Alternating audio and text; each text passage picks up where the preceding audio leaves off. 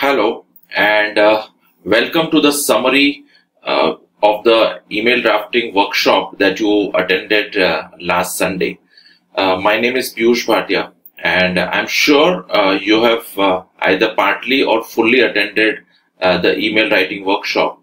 Now, the purpose of doing this recording is some of you have missed due to poor internet connection, or some of you have missed because of a different reason, and some of you wanted to take notes, and I promised you that I'll do a recording and send it to you. So here's the recording for all of you. First, let's understand, if you see somebody who's always dressed up very well, what impression do you have about such a person? That the person is very meticulous and professional. And if you see somebody who is not dressed at all very well, and what impression do you have about such a person? That the person is not professional, not reliable. Similarly, looking at our emails, people judge us. So it's very important that the way we write our email creates a certain impression about us. And in a business environment, we definitely would like to create the right impression. So let's remember that there is a certain impact of the email that we write. So at times it's a good idea to pick up a phone and talk to the person. It's a good idea to do a video call or meet the person personally. And at times it's a good idea to write an email.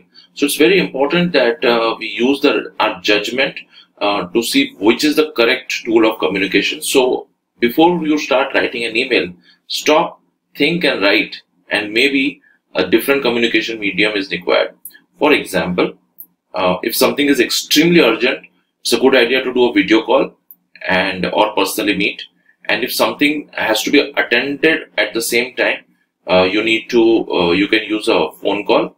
But if you need to keep a record and communicate to groups of people who are geographically at different places, email is the right tool. Well, another email etiquette that we all should follow is to avoid all caps, because we would not like somebody to come and shout at us.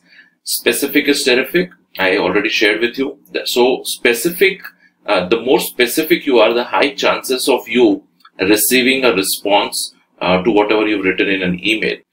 Also, it's important to maintain courtesy in our email. Now, how do we maintain courtesy? Is by following the basic rules of salutations and also maintaining respect for the person whom you're writing to. It's a good idea to be precise in our email. In a business communication environment, people don't have time, so it's a good idea to be precise and to write in short and write with clarity. How do we do that? We are going to look at it ahead. So these are the basic email etiquette that all of us should follow. I also shared with you 3 types of mindsets that I have come across in my life. Whenever there are setbacks, I've seen some people are indifferent, some people are reactive. I was one of them.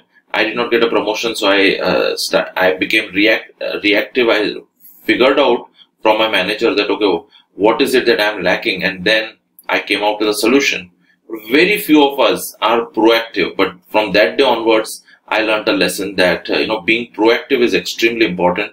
Rather than waiting for a failure to happen, if I can start working for my success, then I would be called having a proactive mindset. And this is the mindset I've been carrying, and it's helped me a lot in my business in the last 15 plus years. After detailed research and meeting lakhs of professionals and training them on effective communication skills, and especially email drafting, we've come to a conclusion that there are 3 major problems why our emails are ineffective.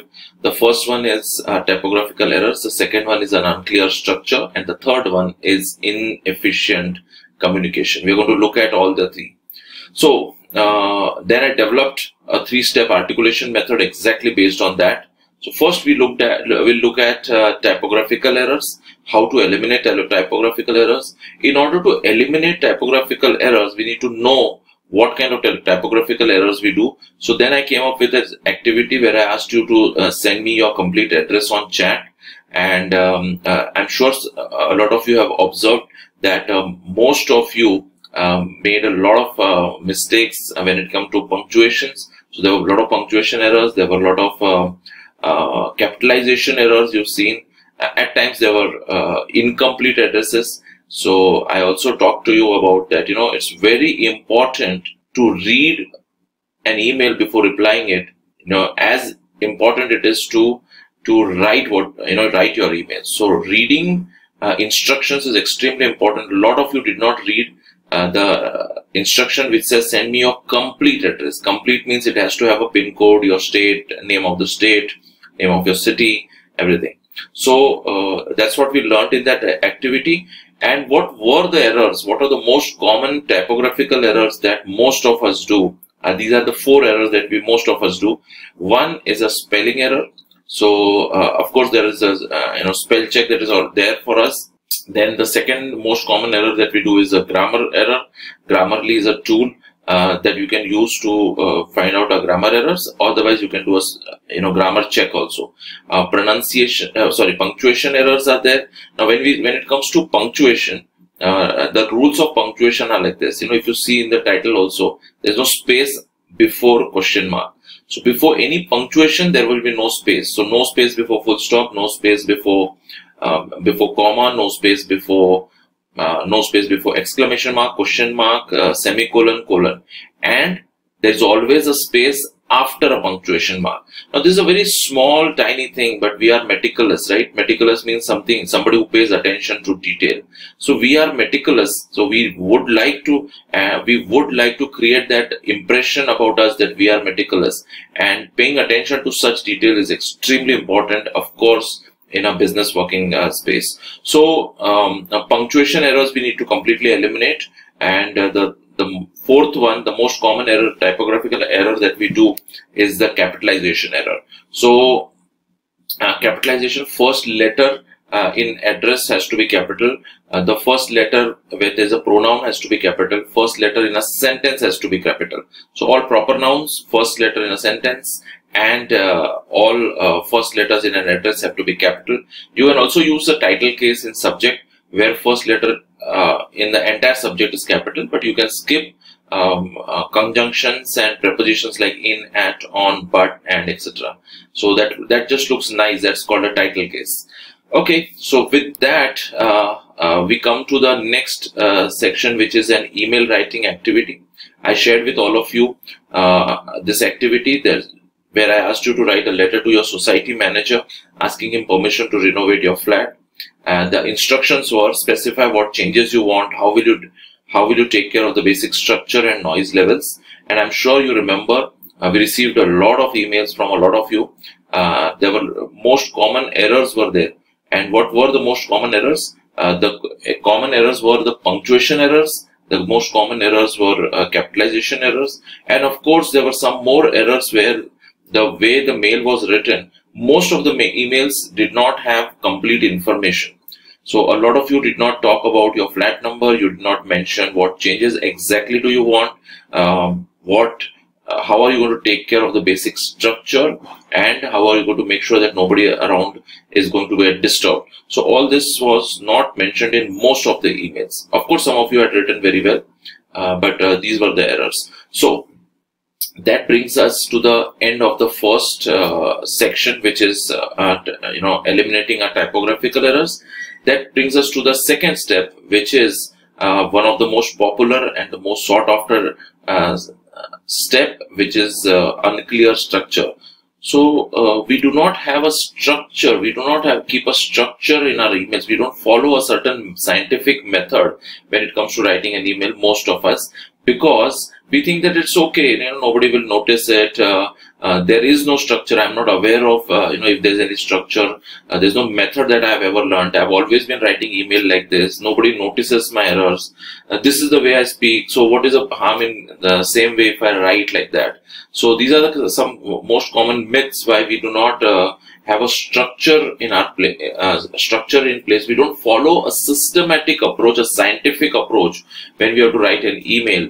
Most of you also say that every email is different. How can I have a standard method in all the emails? Of course, all these considerations are right, but at the same time, it's very important that for us to develop the art of writing emails, we need to use a certain method, certain process, a certain step-by-step scientific process to write our emails, which I'm going to reveal right now. Okay, so we are going to look at how to use a standard structure in an email. Before that, let's look at a software developer who's applying for a job. He's a fresher, and he's written this subject: application for the post of software developer. Dear David, and he's written, I have seen a job vacancy on your website, and I would like to apply for the same, the position of software developer, and it is suitable to me. I have recently completed BE and I am a fresher. As a fresher, I am ready to work hard, ready to work in the role assigned. Thank you. That's what is written. Now, what are the problems in this email? Now, what do you think is not okay in this email? Okay, let's look at what's not okay in this email.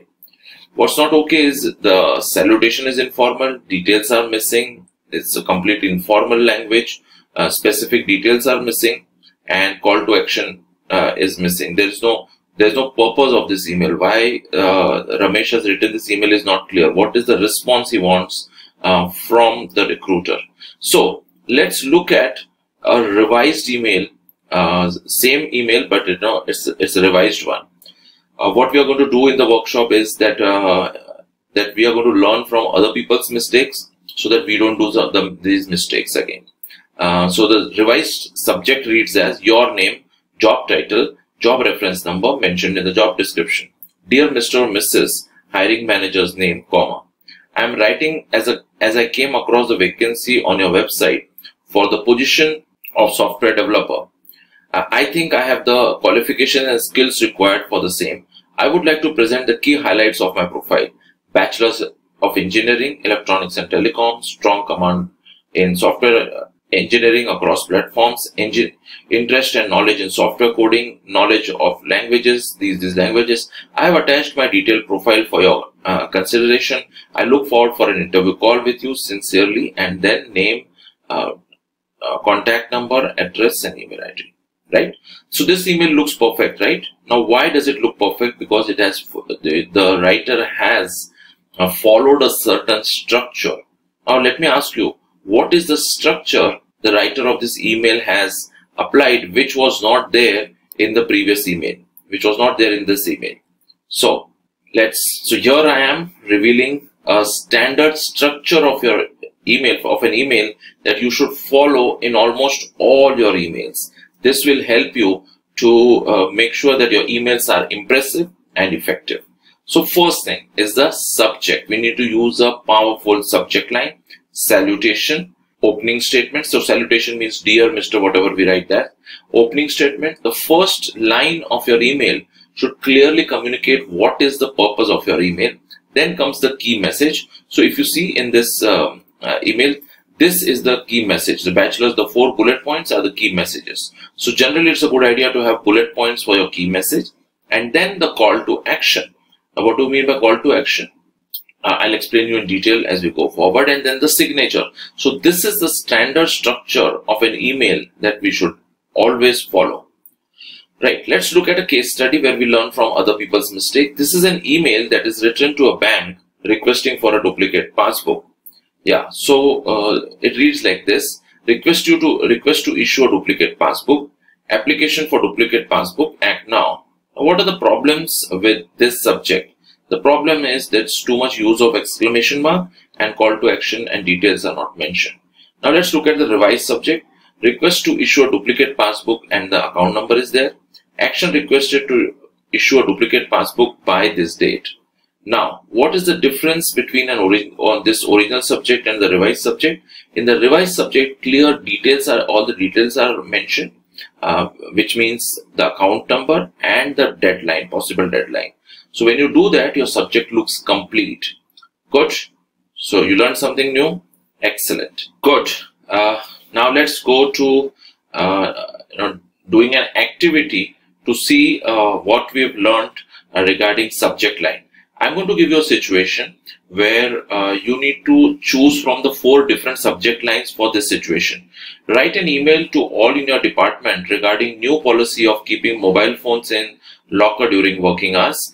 The idea is to explain how work gets affected, couple of instances, complaints from customers and visitors. Now, which is the most apt subject line according to you? First one, which says mobile affecting regular work. Second, which says stop using mobile in office. Third, which says new policy regarding mobile phone usage in office. Or fourth, new policy for increasing customer satisfaction. Which one is the best one? Correct. The fourth one is the best one because it talks about the end result, right? The end result. Good. Now let's look at the second part of structuring of an email, which is salutations and greetings. So salutations, here are some ready-made salutations that you can use. So do follow the basic etiquettes of writing salutations. If you see, dear, D is capital, space, Pratik, P is capital. There's no space before comma, there's space after comma. And this is the ways you can write dear sir, madam, etc. There are a lot of opening statements that are ready-made for you, so you can use them. You can use them when you have to start writing an email. This will get you started, kick-started of writing these opening statements. There are some more opening statements when you have to write a follow-up email. So when you are following up or you are converting a conversation you had on phone into an email, you can use these opening statements for follow-up. Now when we use a key message, as I said, use bullet points, and in your key message, so focus on the most important points and see if you can provide specific details like data, like numbers, like references, file names and things like that. Okay, now let's come to the very important and most ignored aspect of writing an email, which is call to action. Do you know that 80% of emails we write which require the reader of the email to take certain action, versus 20% of our emails require the reader not to take any action. So information based emails, which are 20%, are annual report, list, holiday list, new policy, things like that.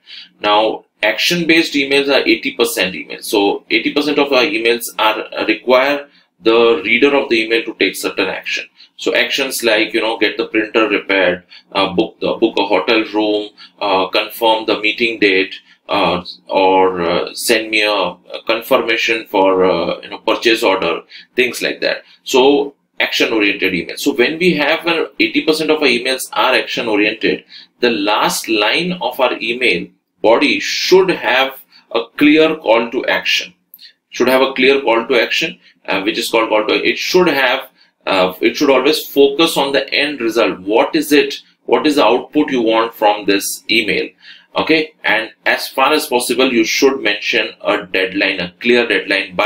Please book a hotel by 5 p.m. tomorrow evening.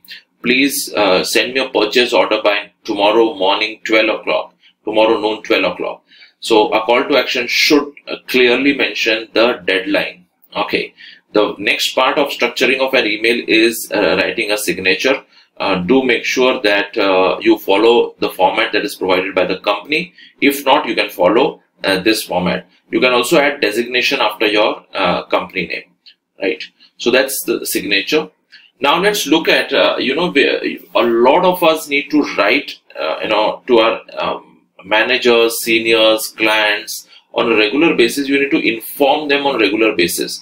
The importance of informing them or keeping them in the loop is that timely corrective actions can be taken. Let's say you're working on a task or working on a project, and you want boss, your manager, to intervene and take certain corrective actions so that there are no negative surprises in the end. So that is one reason we should update our client, and second reason is also it increases your visibility. You'll get the credit for what you're working for. If you wait for only the last presentation day where you should get the credit or get visibility, that's not right. So what you should update your manager on. One is you should give your manager regular short updates, which can be on a business group, on a business WhatsApp group, so that the manager or a client is updated on what is happening, and you should regularly send updates over email, which are detailed updates. Detailed updates would mean tables, charts, graphs, PPTs, attachments that are there, relevant information, specific details. Okay. Now we are going to look at different templates. Let's say there is a job that your manager, your client, your boss, your senior had given you, and the work is done. So you can use this template. Subject, which is task completed, task in brief. Dear Ramesh, the task you assigned to me of making this PPT was completed yesterday, and you can include any other information like different challenges that you faced, or what you plan to do further, what we should do further, or any new deadlines that are there, or any resources that are required. So this is a standard template you can use. A lot of times busy professionals say that we don't have time and we don't know what to write in that hurry when I have to share updates with my manager. So here's a ready-made template for you, and the ready-made template is says for your information, update regarding the new project that we've taken, and the reference or a date you can mention. Dear first name, I am sharing the following information or updates with you, and the email attachment details are such. The key highlights of this information or the update or the attachment are 1, 2, and 3. I hope these updates will help us in our further discussions, conversations, meeting, or project. Please let me know if you have any questions or would like more information. So especially when you're sharing update, and this line in the end, which is again called a call to action, will help your manager or your client, your boss, your seniors to be very clear that in case they need some more information, they can get back to you. Again, there won't be any surprises. So let's look at the next template for requesting more time. So you're working on a project, because of certain reason it has got delayed, and you're not able to meet a certain deadline. You want some time extension. So here's a template for you. Request for extension, which is of the project or the time. So the project name or task, you can say, to the new task. So request for project Diamond to request for time extension for project Diamond to a new deadline, which is 1st of January.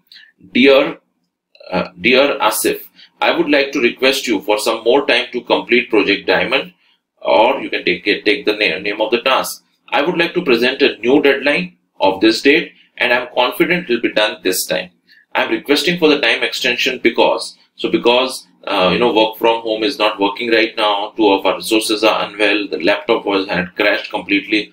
Or you can also write, I apologize for not meeting the deadline, and will make sure that this will not happen again. Okay, you can also add a line which says, just to keep you in loop, that I have already done this. So what actions you have taken to compensate for the loss of time? Do let me know if you're fine with this. Again, this is a clear call to action. Do let me know if you're fine with this. So you can expect a response from a manager or boss saying that this is fine, or this is not fine, I need something more.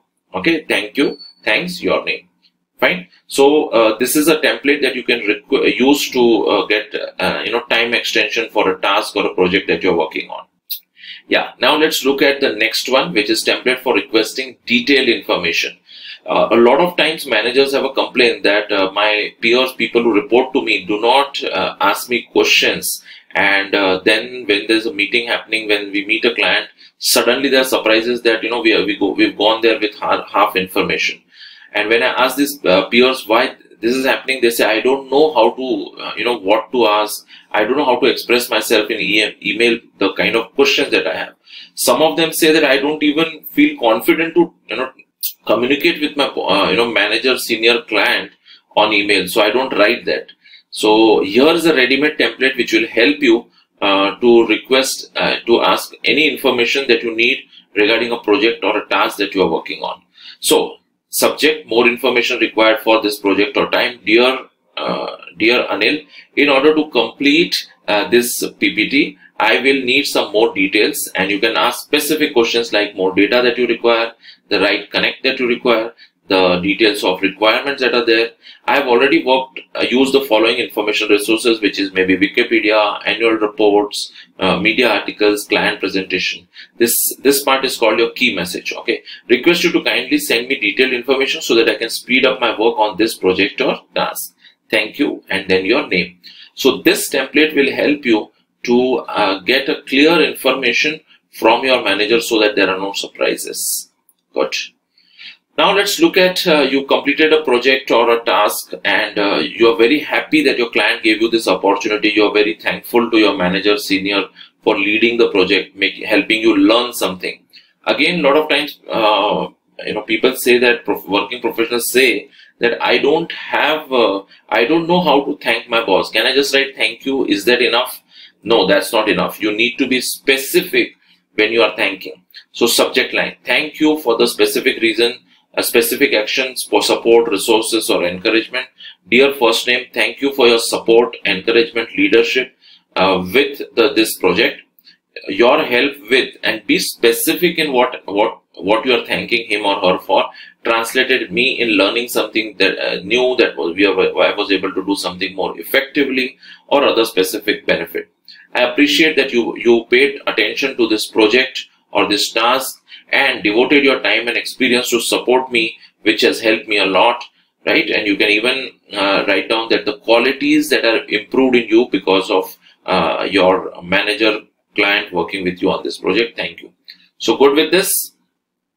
So we've completed the second step of the 3-step method, which is about having a clear structure in our emails. Subject, salutation, opening statement, key message, call to action, and signature. Now let's look at the third element for us to be effective in our communication. Okay. So first, let's look at this case study where we are talking about delivering bad news.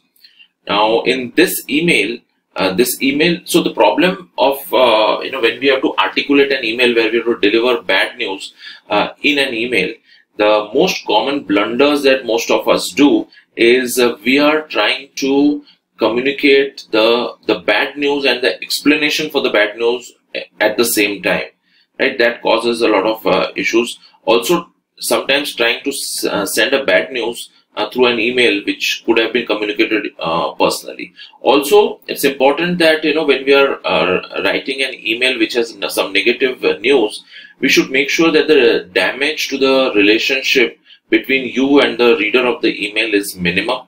Also, if you can establish what is the way forward after this bad news is delivered, it will be really great. That needs us to be empathetic in our emails. So we'll look at this original email. I've shared the PDFs of this file with you. The original email says, effective immediately, any vacation time that has not been previously scheduled will not be granted due to a large increase in call volume and the reduced level of available staff to answer these calls. So if you see, the explanation and the bad news is delivered together.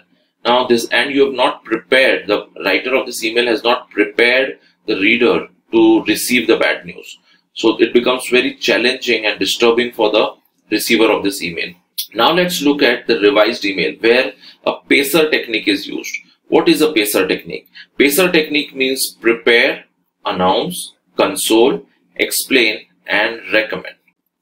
Yeah, so what do we mean by PACER technique? So if you see in the first paragraph, the writer of the revised email has said, if you were thinking of scheduling a vacation time in the near future, I'm afraid I have bad news. Effective immediately and until further notice, any vacation time not previously scheduled will not be granted. Which means that if you see in this first paragraph, the writer of this email is preparing the reader of this email to receive the bad news and is announcing the bad news. And then in the next paragraph is consoling, saying that showing empathy, saying that we realize how disappointing this news will be to many of you and we did not make this decision lightly. So this shows compassion and empathy, understanding how the reader of this email would feel, and then explaining, describing the circumstances that have led to taking this decision, and in the end recommending further actions. That please make sure that you follow us with up. If you are seeking incidental vacation time, we recommend that you join us in watching closely our call volumes. So work with us, look at how call volumes are increasing or decreasing. As soon as they return to normal, we will lift this temporary policy and schedule those much needed vacations. So if you see this PACER technique, which is preparing, announcing, consoling, explaining, and then recommending, this PACER technique makes it very easy for the reader to digest the bad news. So this is the technique that we can use when we have to deliver bad news. So hope you liked this articulation technique. There are 6 case studies we've shared with you. In the link, you can download them. One is about delivering bad news. One is about writing replies. One is about delivering information. The next is about handling signature. This one is by error. So there's another one. And then the last one is about requesting action. So there are 6 case studies that we have shared with you. This is the email drafting checklist that we have shared with you. Use this this checklist for your any important emails. Go through the checklist, entire checklist, and see that your email is following all these basic email etiquettes required for writing an impressive and an effective email. Now let's look at the next email writing activity. You are a team leader and 20 call center executives are reporting to you. Write an email to your manager asking him to approve a communication training program for your team. Justify your team members need training. The ideas are write about current level of communication, callers' expectations, quality managers' observations. So a lot of you wrote emails, and I had evaluated a lot of your emails. Now we all realized that most of us did not read the activity very carefully. The approve was the most important keyword here. So when you seek approval, what we need to do is we need to substantiate our claim.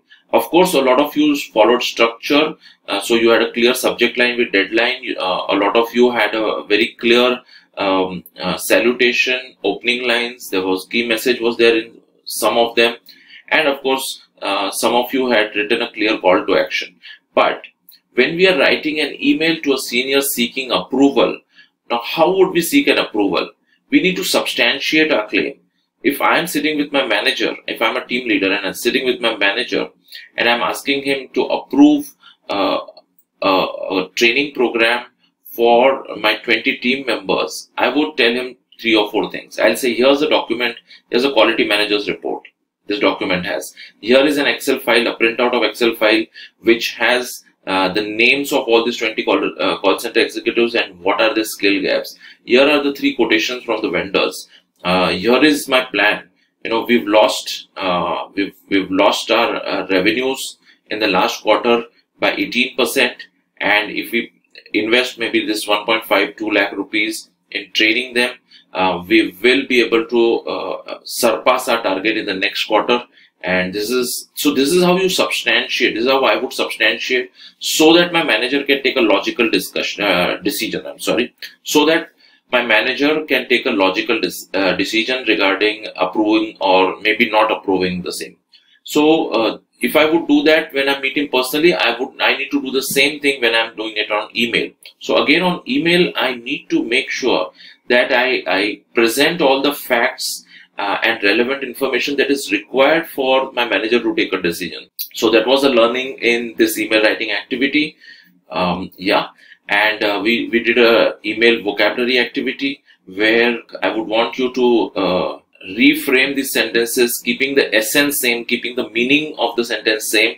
And I'm sure a lot of you enjoy doing this activity because use of right vocabulary, use of smart words, phrases, and idioms in our business communication helps us impress our boss, our client, our vendors, our counterparts, international counterparts. So we did this activity where presented one sentence to you in a very regular language, and you had to type and respond and make it look better. And here are the answers that we did. Okay, so instead of saying I liked her advice, how about saying I liked her thought process? Instead of saying he had told me he'll come at 11 a.m., how about saying he's scheduled to come at 11 a.m.?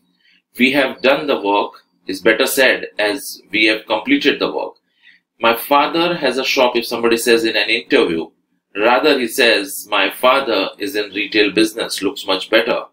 I want to give you a suggestion on the topic, right? So this is a very regular way of saying I want to present my thoughts on the issue, is a more business-like way of saying the same thing, keeping the essence same. Let's look at some more email vocabulary.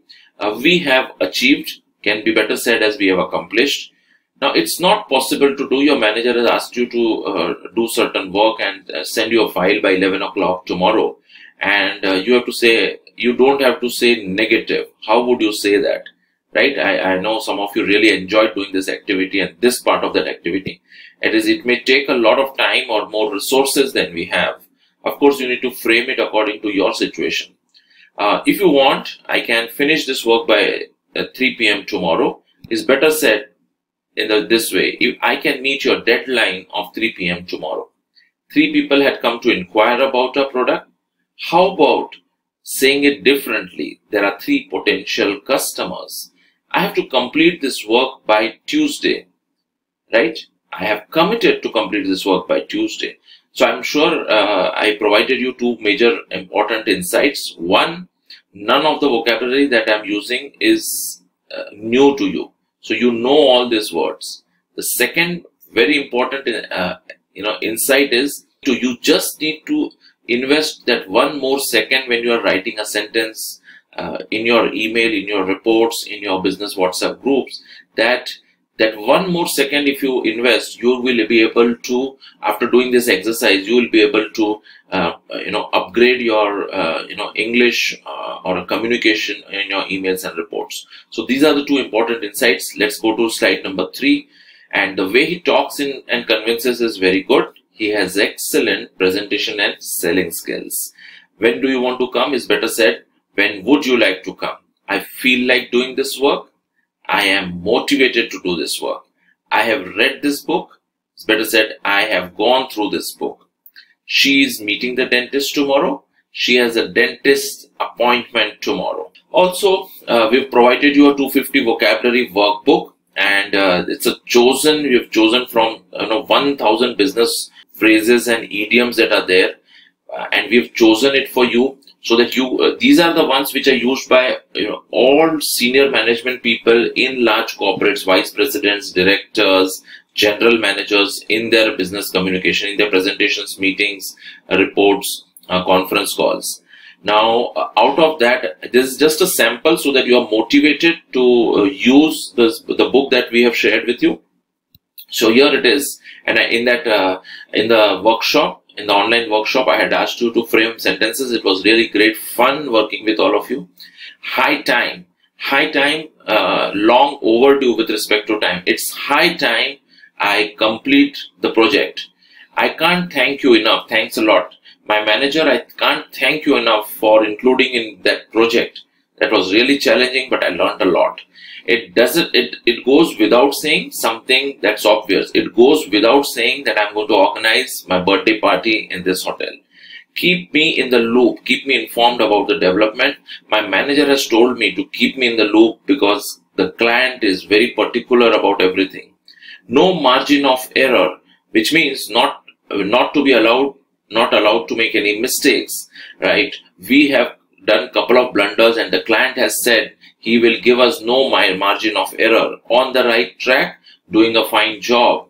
Yeah, so I told my parents that my manager appreciated me and he said we are on the right track and we'll achieve the target on time or before time. Once in a blue moon, which happens rarely, which means that once in a blue moon, which happens rarely, once in a while.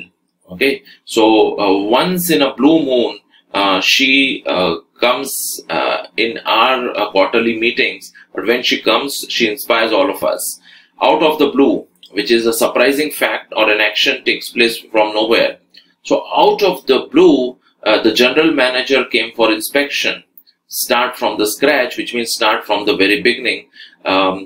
We really have messed it up. We need to start from the scratch. We need to start working on the PPT from the scratch, which means we need to start from the beginning. Take a stock of the situation, review the situation.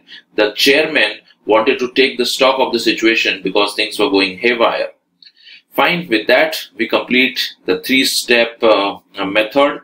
We've learned how to eliminate typographical errors. We've learned how to have a clear structure. We've also learned how to bring in efficiency in our emails. I also talked to you about 2 ways of achieving your goals and your career dreams when it comes to promotions, increments, bonuses, getting a dream job, buying a new home. How would you achieve that? By, of course, developing your communication skills, because most of us are very good technical at our job, the technical work that we do. But at the same time, communication skills gives us the edge. But how would you develop your communication skills? Either you can do it yourself, you can watch YouTube videos. But one research suggests that if you keep watching videos, you become good at watching videos and not at developing that skill. We can't learn swimming by watching YouTube videos. We can't learn the art of making PPTs by watching videos. Of course, some level of knowledge we can get. So you have two choices. Either you do it yourself, or I personally would like to make sure that I am with you in this journey and make you a confident communicator. So I talked to you about the 30-day Confident Communicator Challenge. The product that I have for you, 360 plus people have already joined this 30-day Confident Communicator Challenge. I'll quickly take you through the bonuses. So the first bonus that you get with this is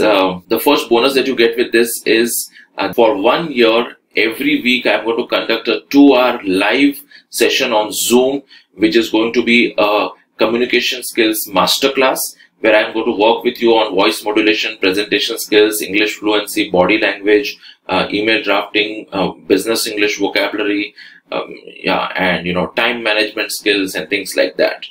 Now that is going to be, and there'll be also a lot of activities where you'll take part in speech competitions, group discussions, debates, presentations, etc. Now also you get a 1-to-1 30-minute call with me, where I will personally work with you on either email drafting or report writing or CV writing or IELTS or any subject or topic of your choice. The value of that itself is 15,000 rupees. We've also developed a communication skills learning system. Hundreds of grammar books are available everywhere, but these are the books that I have personally published, and these are systems which will help you to strengthen your grammar, which will help you in your career, in your interviews, in your all your conversations, business conversations, conference calls, emails, reports. And this 100-topic book that we have for you, which is a great tool for you to practice and develop your English fluency. You also get a course completion certificate when you complete the 30-day Confident Communicator Challenge. So the total value of the Confident Communicator Challenge is 15,000 rupees.